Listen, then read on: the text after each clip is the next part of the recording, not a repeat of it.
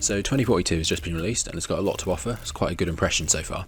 And I'm expecting that there'll be a lot of newcomers to the franchise, so I thought I'd make this little video explaining some key mechanics just so you can hit the ground running and know what you're doing. So first and foremost is the specialists. They're going to be the biggest part of the standard multiplayer element of 2042, and they've been a huge part of the marketing.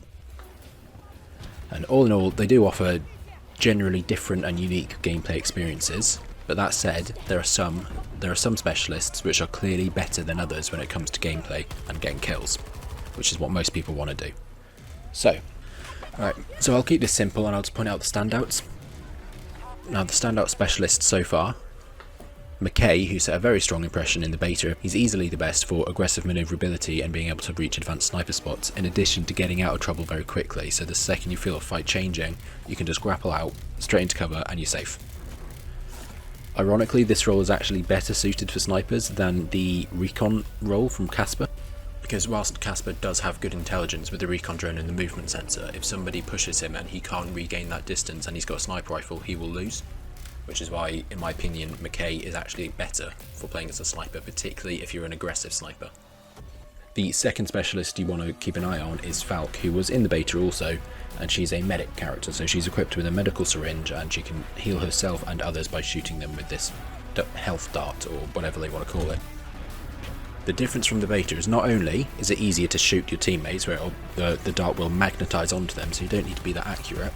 Falk's self-heal ability has been significantly buffed, and you can now do it a lot faster, so what that basically means is that if you get shot, you'll be able to duck into cover and then self-heal very quickly and re-peek them, and whoever's fighting you won't see that coming, so it's going to be an incredibly strong specialist for aggressive players who want to heal up and get back into the fight as fast as possible.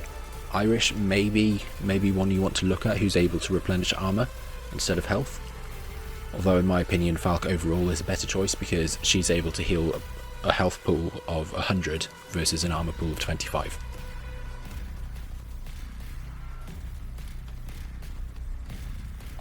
The next specialist you'll want to look at, this will be very good if you find that the Michael Bay-isms of Battlefield are a little bit overwhelming and you just want to be able to spot your enemies.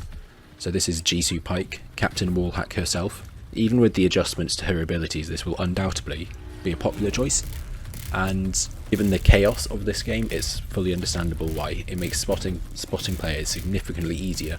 It'll allow you to keep a good awareness of your surroundings as well, so that's not too bad. And then finally Sundance, who's the wingsuit character, and everyone's going to want to use that because it's fucking awesome.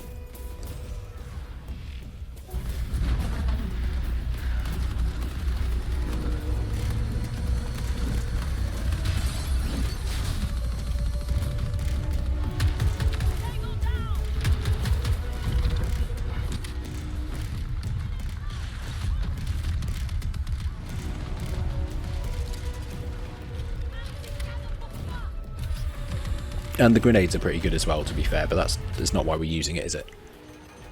Tip number 2.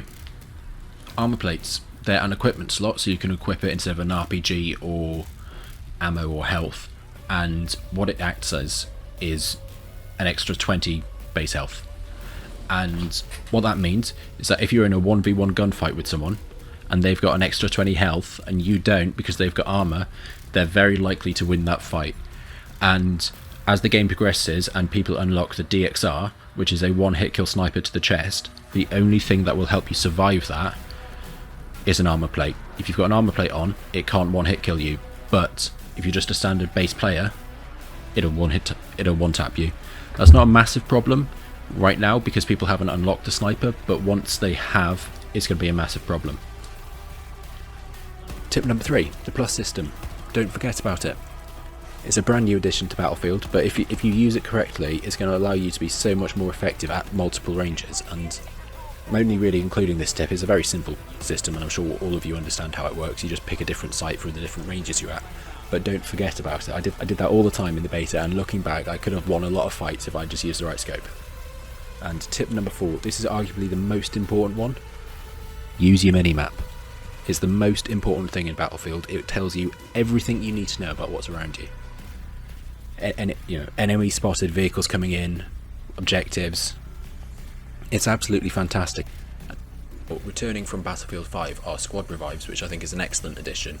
And what that basically means is that every character will run around with a set of defibrillators and will be able to revive their squad mates. You won't be able to revive everyone unless you choose a medic class, but you will be able to revive your squad mates and they'll be able to revive you.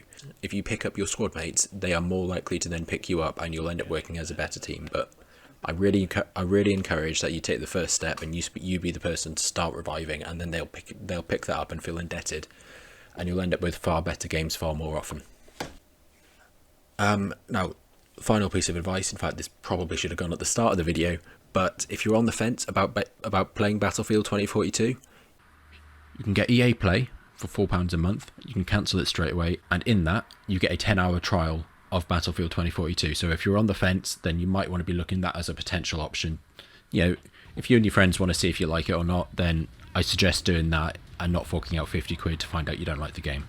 Overall, I think this game could be a massive hit, and I'm hoping to see what they do next. And I will also, in a week's time, be doing a review breaking down what I think about Hazard Zone, Portal, and the standard multiplayer. As of right now, I'm much preferring Portal, but I'll have to see if it can hold my attention. Thanks for watching, I'll see you next time.